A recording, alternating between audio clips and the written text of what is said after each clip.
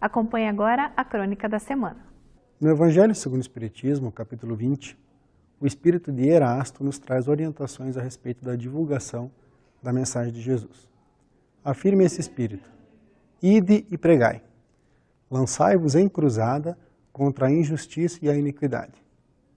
As populações atentas recolherão ditosas as vossas palavras de consolação, fraternidade, esperança e paz.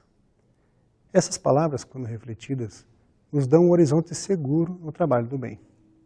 Quando ele afirma que palavras de consolo, fraternidade, esperança e paz serão bem recebidas, fica explícito que é deste teor que deve estar impregnada a palavra do divulgador espírita. Lançar-se em cruzada contra a injustiça e iniquidade é combater o mal com o bem, bem procedendo. Por isso, deve o espírita lutar pelos seus ideais de justiça, amor e caridade. Não deve ficar apático e sonolento aguardando a intervenção divina para que o bem se manifeste. Deve lutar para que a lei dos homens se assemelhe à lei de Deus. Deve reivindicar, lutar, posicionar-se sempre que a injustiça ou a maldade se manifestar.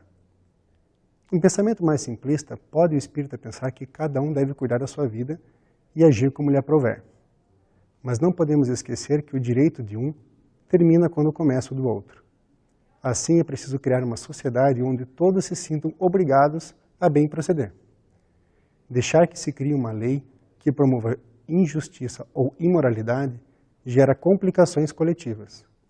A escravatura, por exemplo, por mais que tenha acontecido dentro da legalidade da época, todos que maltrataram o semelhante responderam às leis de Deus.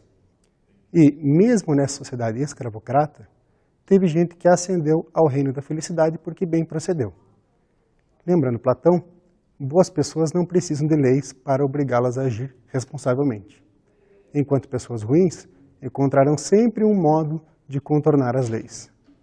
Você pode perguntar-se então, por que lutar para que as leis dos homens sejam mais justas e promovam o bem?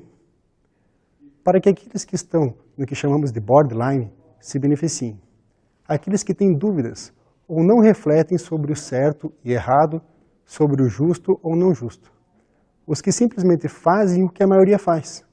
Aqueles que não são santos, mas também não são maus. Os que, como não querem problemas com a lei, fazem o que desta lei se exige. Assim, quanto mais justa e mais promover o bem versar a lei, melhor para a maioria. Por isso, concordo com o espírito Erasto quando ele afirma que devemos lutar contra os males da sociedade, pregando o bem e a esperança, promovendo a justiça. Se você tem o ideal do bem, lute por ele.